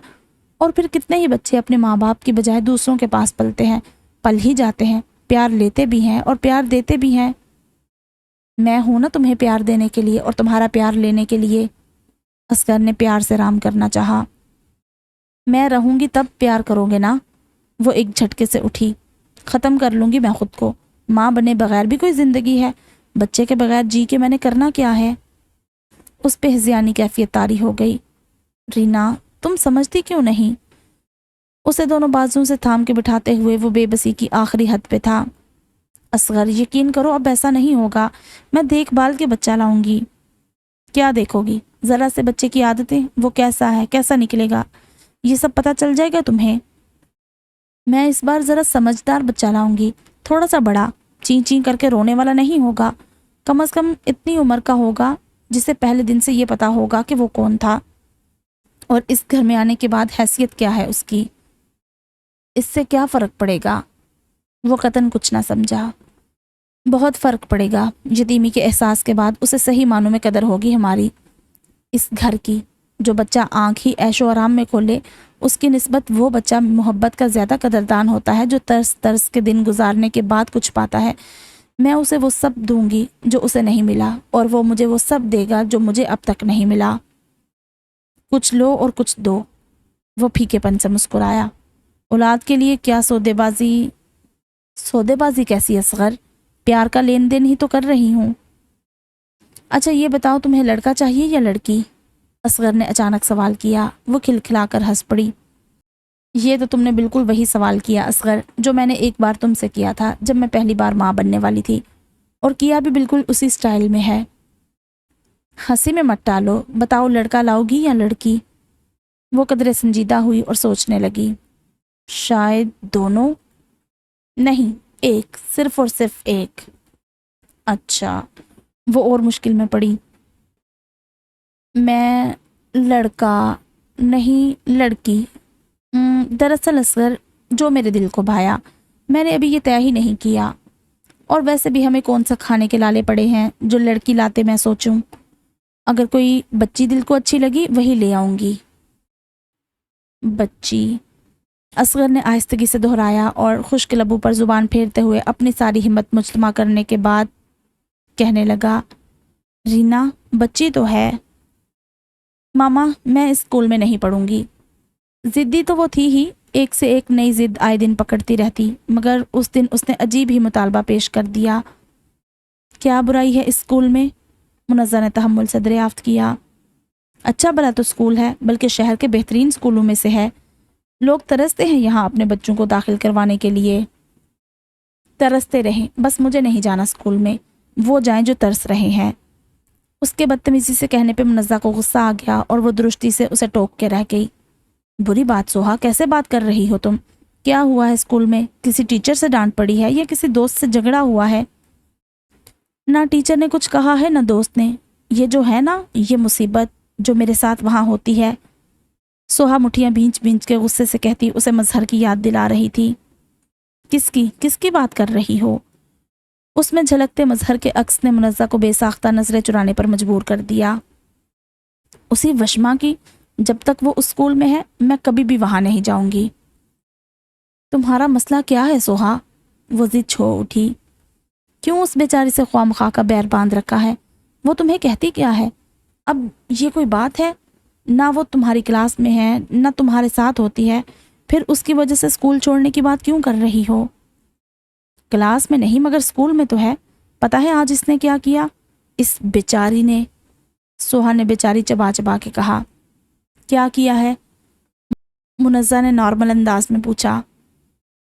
اس کا خیال تھا ہوگا کوئی بچگانہ سا جھگڑا، گاڑی میں پہلے بیٹھنے کا، صبح لیٹ ہو جانے کا۔ میری فرینڈ شیبا کی چھوٹی بہن لیلا اس کی کلاس فیلو ہے۔ اس نے وشما سے پوچھا کہ تم دونوں سسٹرز ہو تو تمہارے فادرز کے نام الگ الگ کیوں ہے؟ تم وشما نوید ہو اور تمہاری آپی سوہا مظہر۔ تو پتہ ہے اس نے اپنی ساری دوستوں میں بیٹھ کے بتا دیا کہ میں پاپا کی، یعنی اس کے پاپا کی بیٹی نہیں ہوں، میرے اپنے پاپا کی ڈیتھ ہو گئی ہے۔ وہ بتاتے ہوئے رونے لگی۔ منزہ کے دل کو گھونسا لگا، خالی خالی نظروں سے اسے آنسو بہاتے دیکھتی رہی۔ اسے لگ رہا تھا جیسے مظہر کی موت پہ سب نے اپنے اپنے حصے کا دکھ رو لیا تھا، بین ڈال لیا تھا، ماتم بھی کر لیا تھا۔ ایک وہی 2.5-3 سال کی بچی تھی جو یتیمی کے احساس سے یکسر انجان، لالی پاپ چوستی گھر میں ایک دم امڈ آنے والے بے شمار لوگوں کو حیرت سے دیکھے جا رہی تھی۔ وہی 3 سالہ بچی آج ٹھیک 9 سال بعد اپنے حصے کے آنسو رو رہی تھی۔ منزہ نے اسے اپنے باپ کا سوگ دل کھول کے سنانے دیا۔ یہ آنسو مظہر کا حق تھے جو اس کی اولاد ادا کر رہی تھی۔ اس نے یہ بھی بتایا کہ میری ماما اس کی نئی ماما ہے، اور یہ بھی کہ میں اپنی ماما کے ساتھ ان کے گھر میں۔ وہ بہت سارا رو چکنے کے بعد پھر سے کچھ بتانے پہ آمادہ ہوئی تھی، مگر اتنا ہی بتا چکنے کے بعد دوبارہ رونے لگی۔ اس میں غلط کیا ہے بیٹا؟ منزہ نے اس کے سر پہ ہاتھ پھیرتے ہوئے تحمل سے کہا۔ غلط نہیں ہے ماما؟ سوہا نے آنسو سے بری آنکھیں اٹھا کے حیرت سے پوچھا۔ کیا یہ غلط ہے کہ تمہارے پاپا اللہ میاں کے پاس ہیں؟ کیا یہ غلط ہے کہ میں وشما کی اصلی والی ماما نہیں ہوں؟ یہ تو سچ ہے بیٹا۔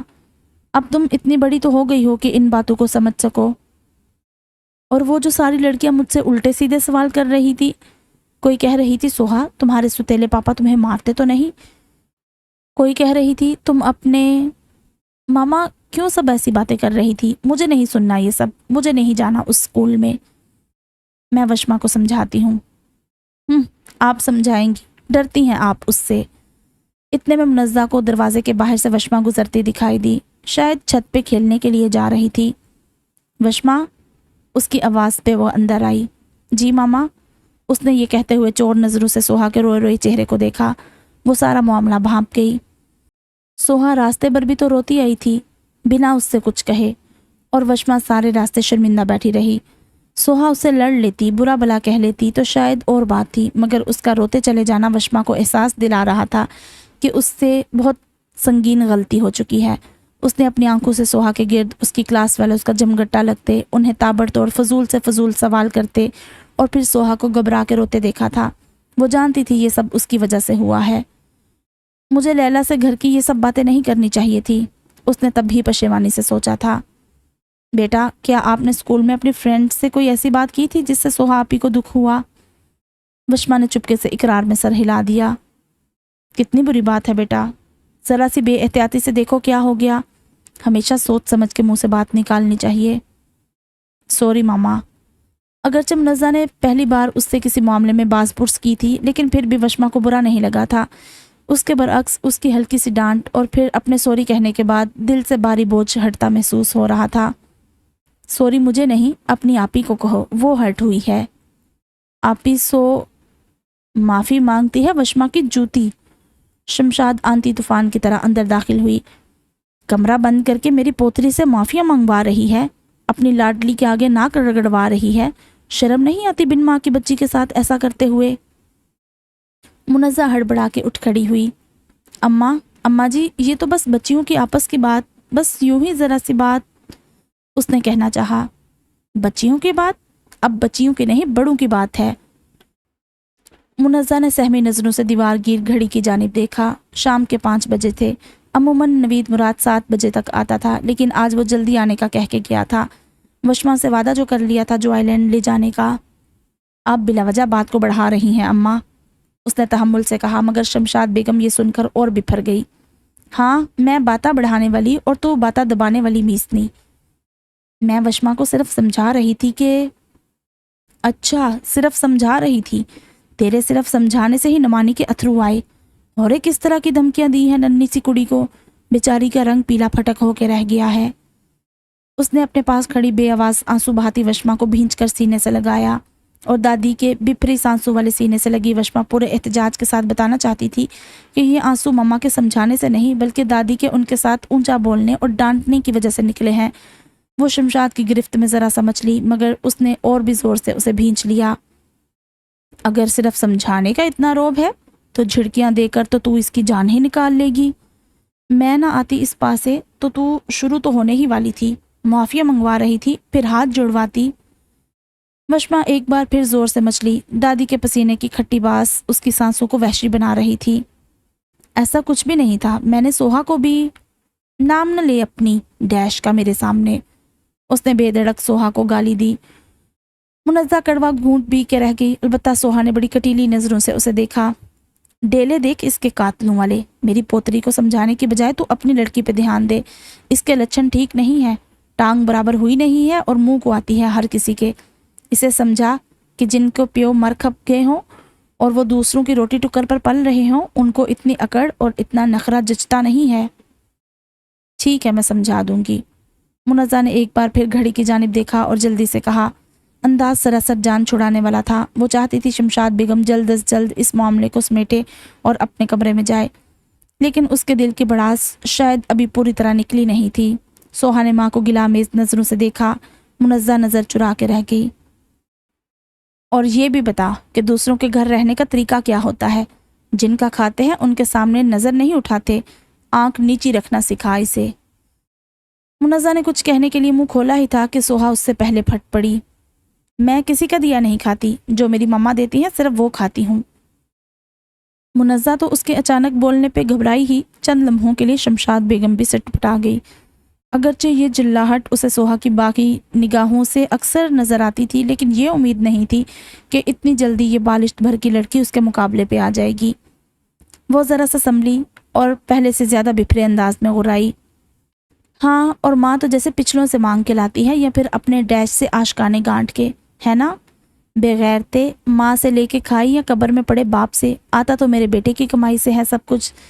तेरे पेट पे पड़ा ये कपड़ा और पेट के अंदर डाला राशन, अंदर बाहर सब मेरे बेटे की खैरात है। और अकड़ देखो, जैसे बाप वैगन के नीचे कीमा बनने से पहले जायदादें लिख के गया था। बस करें अम्मा। मुनज़्ज़ा के दिल को मजहर के इस तकलीफ दे अंदाज में जिक्र ने जैसे चीर के रख दिया। सोहा भी झुरझुरी लेकर रह गई। आप शिद्दत गुस्सा से उसके अल्फाज कहीं खो से गए। बड़ी तकलीफ हो रही है पिछले खसम की बात से। इतनी आशकी जोर मार रही है दिल में तो चली क्यों नहीं जाती उसके पास। जा, छोड़ मेरे नवीदे का पीछा। उस बेचारे के हिस्से क्या आया है। किसी और की औलाद जिसे पाल पोस के खिला पिला के बड़ा करेगा, मगर वो उसकी बनेगी नहीं। और किसी और की जोरू जिसके पीछे सारा कुछ लुटा देगा, फिर भी वो पुराने वाले की मोहब्बत और पुराने वाले की औलाद को ही सारा कुछ समझेगी। आप बात को कहाँ से कहाँ ले जा रही हैं। बेबसी और तुहीन के एहसास से मगलूब होके वो जैसे फर्श पे ज़रा ज़रा बिखर गई थी। सोहा ने आगे बढ़ के माँ से लिपटकर शायद उसके दर्द की शिद्दत को कम करना चाहा। उसके बालों में जज्ब होते मुनज़्ज़ा के आंसू उसे भी रोने पे मजबूर कर गए। माँ बेटियां मनहूस जिस दिन से घर आई हैं रो रो के नहुसत फैलाई हुई है। जिसका मातम करना है जाके अपने माँ प्यो के घर कर, अगर वो गुस्ने दे तो।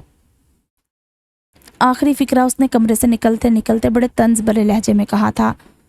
सोहा ने गिरिया और जब्त से सुर्ख होती आंखें उठा के उस तरफ देखा। शमशाद बेगम अपने पहलू से वशमा को चिपकाए बाहर निकल रही थी। वशमा ने जाते जाते गर्दन मोड़कर मुनज़्ज़ा को देखना चाहा। उसकी मासूम नज़रों में बेहद वाज़िया माजरत ख्वाना तरहम था, जो सोहा की खूनी नज़रों से टकरा के साकित हो गई।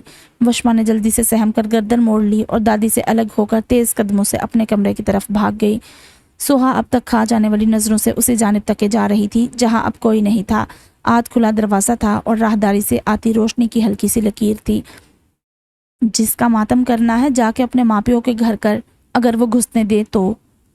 शमशाद बेगम का ये ताना रह रह के मुनज़्ज़ा को कचोके लगा रहा था। मैंने मैके से कटकर अपने पाँव पर खुद कुल्हाड़ी मारी, इसीलिए अम्मा मुझे लावारिस समझ के इंतहा पे उतर आई हैं। गलती मेरी है। उसने सच्चाई से अपना मुहासबा किया। جمیل، کلثوم، جمشید اور ثنا کے دباؤ میں آ کر اس نے نوید مراد سے شادی کر تو لی تھی، مگر اپنے بھائی بھابھیوں کے خلاف اس کے دل میں ایک گرا سی پڑ گئی تھی۔ پھر اس نئی زندگی کے آغاز میں ہی درپیش آنے والی تکالیف نے یہ فاصلے اور بڑھا دیے۔ وہ یہی سوچتی کہ کیا ہی اچھا ہوتا اگر بھائی اپنے دل بڑے کر لیتے، بھابیاں اپنے ظرف میں اتنی گنجائش پیدا کر لیتی کہ وہ سوہا کے ساتھ باقی عمر عزت اور سکون سے انہی کے گھر رہ کے کسی کونے میں گزار دیتی۔ ماما، آپ ابھی تک رو رہی ہیں؟ سوہا کی ملائم ہتھیلیاں اس کے گیلے رخساروں پر ٹھہر گئی۔ اس نے اپنے خیالوں سے چونک کر اسے دیکھا۔ بچپن اور لڑکپن کے سنگم پر کھڑی سوہا کی نظروں میں اسے ایک سنگلاخ بڑھاپا نظر آیا۔ وہ لرز کے رہ گئی۔ نہیں، میں رو تو نہیں رہی، میں تو… ایک سفید جھوٹ بولتے ہوئے وہ اپنی ہی بیٹی سے نظریں چرا گئی، جو آج اسے خود سے بڑی یا شاید بوڑھی نظر آ رہی تھی۔ آپ کیوں رو رہی ہیں؟ میں کوئی رو رہی ہوں کیا؟ ان کی باتوں پہ کیا رونا ماما، ان کی تو عادت ہے۔ اگر ہم ہر بات پہ رونے لگے تو رونا ہماری عادت بن جائے گی۔ اب منزہ کو لگا جیسے وہ اس سے عمر رسیدہ ہی نہیں، کہیں زیادہ دنیا شناس اور تجربہ کار بھی ہو گئی ہے۔ دل ہی دل میں وہ اپنی بیٹی سے مرعوب ہو گئی۔ میں اس لیے نہیں رو رہی بیٹا، میں تو دراصل مجھے تمہارے ماموں کی یاد آ رہی تھی۔ سوہا کی آنکھوں میں بے یقینی نظر آئی، مگر اس نے اختلاف ظاہر نہ کیا۔ بہت دن بھی تو ہو گئے ہیں ان سے ملے ہوئے، لیکن ہم تو زیادہ تر عید وغیرہ پہ ہی ان سے ملا کرتے ہیں۔ اس میں نئی کون سی بات ہے جو آپ اداس ہو رہی ہیں؟ سوہا کے لیے ماموں اور ان کے اہل خانہ سے یہ سرسری سے روابط معمول کی بات تھی، کیونکہ اس نے اپنے ہوش سنبھالنے کے بعد یہی روش دیکھی تھی۔ لیکن منزہ کا دل کٹ رہا تھا پرانے دن یاد کر کے، جب وہ بھائیوں کے گھر کی رونق تھی، بھابھیوں کی سہیلی تھی، کتنی محبتیں سمیٹتی تھی اس نے اس گھر میں، اور اب ذرا سی بات… گو وہ بات اتنی ذرا سی بھی نہ تھی، مگر ان بے شمار محبتوں اور خلوص بری یادوں کے سامنے اب وہ ہیچ نظر آ رہی تھی۔ اس بات کو خلش بنا کے دل میں میکے کے خلاف قدورت پال لینے کا اپنا فیصلہ اسے سراسر حماقت لگ رہا تھا، اپنی کم ظرفی محسوس ہو رہا تھا۔ چلے ماموں کے ہاں؟ ماں کے اس خیال پر وہ حیران ہوئی۔ ماموں کے ہاں؟ ہاں، کچھ دن رہ آتے ہیں۔ اس نے بیٹی کے تحیر سے نظریں چرائی۔ ویسے بھی لانگ ویکینڈ ہے، اسکول تو 3 دن بند رہے گا۔ مگر 3 دن ہم وہاں… پہلے تو آپ کبھی نہیں رہنے جاتی تھی۔ جاتی تھی، تمہیں یاد نہیں ہے، تب تم بہت چھوٹی تھی۔ اس نے تب کا ذکر کیا جب واقعی مظہر کی بے پناہ محبتوں کے باوجود وہ میکے کی جانب کھنچ کھنچ کے جایا کرتی تھی۔ پلڑا دونوں طرف کی محبتوں کا ایک ہی جیسا تھا، اور مظہر اس کے بھاگ بھاگ کے میکے جانے سے چڑ جایا کرتا تھا۔ کیا مصیبت ہے، تمہیں یہاں چین نہیں ہے؟ وہ استحقاق بری گرفت میں لیے اسے جھنجھوڑ کے کہتا۔ سخت لہجے میں ایک گدگدانے والا احساس چھپا ہوتا تھا۔ اور آپ کو پتہ نہیں کیا مصیبت ہے، بھاگے چلے آتے ہیں میرے پیچھے، کبھی 2 دن ٹک کے میکے نہیں رہنے دیا۔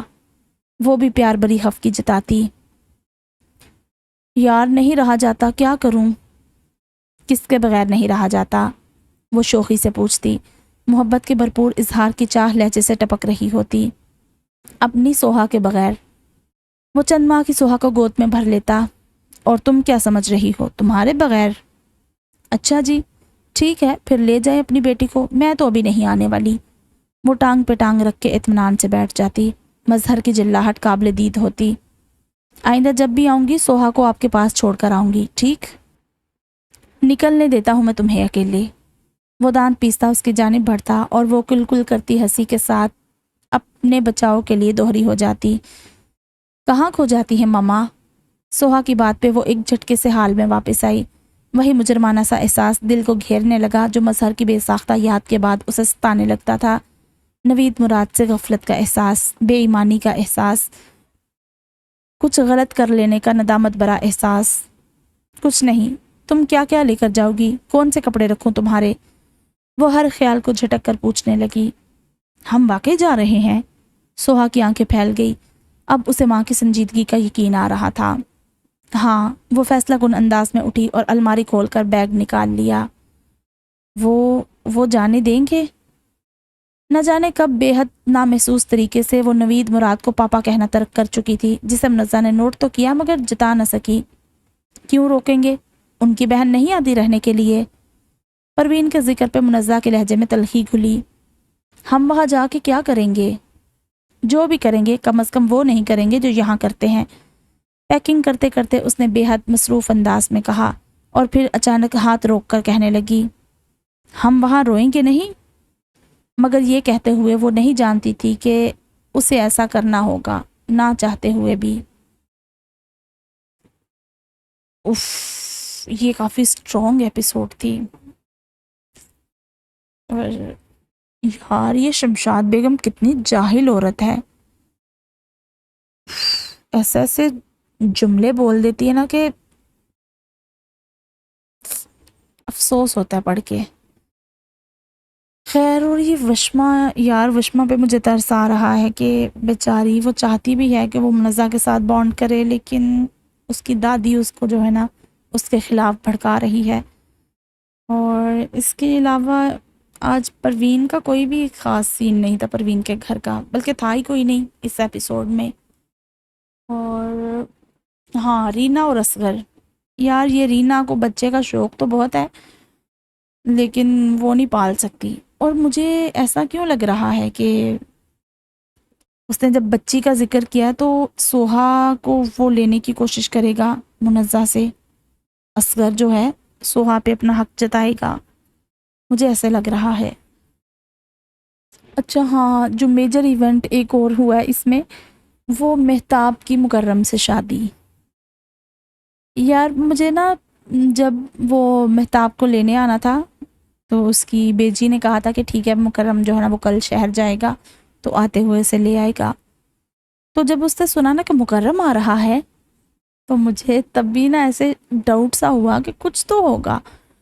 اور پھر جب اس نے تھوڑا سا طنز کیا تھا کہ خاندانی جو عورتیں ہوتی ہیں وہ اپنے ہسبینڈ کی جو ہے تھوڑی سی یہ جو خامیاں ہوتی ہیں ان کو چھپا لیتی ہیں یہ وہ، تو تب جب مہتاب نے آگے سے کچھ اس طرح کا کہا تھا کہ یہ تم مجھے سنا رہے ہو، تو مکرم جس طرح گڑبڑایا تھا اور مدیحہ نے بھی اس کی گڑبڑاہٹ نوٹ کی تھی، تو مجھے تبھی سمجھ آ گئی تھی کہ یہ معاملہ تو چلنے والا ہے اور اب دوبارہ اس کو طلاق بھی ہوگی مہتاب کو، تو اس لیے سوچ سمجھ کے ہی فیصلہ کرنا چاہیے تھا اسے۔ اور مکرم اتنا سمجھدار تھا، اس نے کیسے یہ سب اتنا نہیں سوچا، لیکن خیر اس کو بعد میں پچھتاوا بھی ہو گیا اور وہ راہ راست پہ بھی آ گیا، اچھی بات ہے۔ لیکن اس سب سے مدیحہ اور جعفر کا رشتہ جس طرح افیکٹ ہوا ہے وہ نہیں اچھا ہوا۔ دونوں اب تو جا کے کہیں سیدھے ہو رہے تھے، اب تو ان کا رشتہ ٹریک پہ چلنے لگا تھا اور ساتھ ہی یہ والا مسئلہ ہو گیا۔ اب میرے خیال سے ایسا ہوگا کہ جعفر ٹھیک کرنا چاہے گا اور مدیحہ جو ہے نا وہ انٹرسٹ نہیں دکھائے گی، پتہ نہیں کیوں مجھے ایسا لگ رہا ہے۔ اینیویز دیکھیں گے آگے کیا ہوگا، ٹھیک ہے؟ تو جلد ہی ملتے ہیں نئی ایپیسوڈ کے ساتھ، تب تک آپ اپنا بہت سارا خیال رکھیں، اللہ حافظ۔